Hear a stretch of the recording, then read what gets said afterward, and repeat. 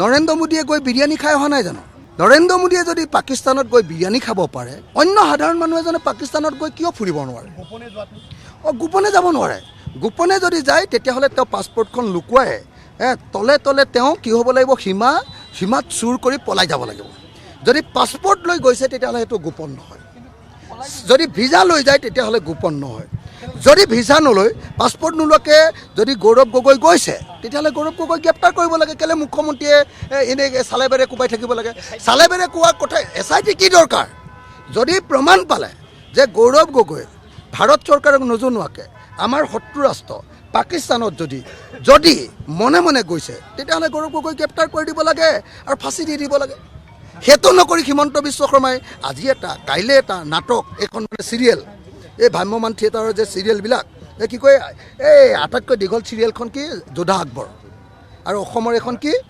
এই নহয় ভাড়াঘৰ নহয় এইখন যে হেৰি বেহাৰবাৰী আউটপোষ্ট বেহাৰবাৰী আউটপোষ্টৰ নিচিনা কৰি থাকি কি লাভ আছে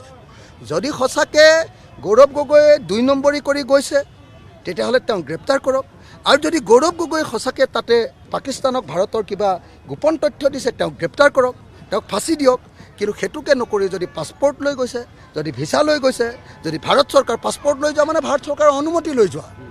বুজিছেনে নাই যদি গৈছে তেতিয়াহ'লে ডেফিনেটলি তেওঁক একো কৰিব নোৱাৰোঁ যদিহে তেওঁ 2 নম্বৰী কাম কৰা নাই সেইটো মোক কৈ থাকিলে কি হ'ব আপোনালোকৰ নিউজ লাইভক কৈ থাকিলে কি হ'ব তেওঁ ডাইৰেক্টলি তেওঁ মুখ্যমন্ত্ৰী তেওঁ গ্ৰেপ্তাৰ কৰি দিয়ক গ্ৰেপ্তাৰ কৰি কাগজখিনি দেখুৱাই দিয়ক কোৰ্টক যে গৌৰৱ গগৈয়ে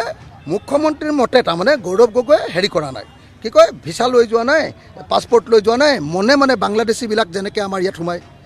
2 নম্বৰী কৰি সোমায় হিন্দু হওক মুছলমান হওক তেনেকৈ সোমাইছে বুলি প্ৰমাণ কৰি দিয়ক তেতিয়াহ'লে আমিও জানি ভাল পাম যে গৌৰৱ গগৈ নিচিনা MP এজনে এনেকৈ যদি মনে মনে সোমাইছে তেতিয়াহ'লেতো তেওঁ পৃথিৱীৰ আটাইতকৈ 2 নম্বৰী মানুহ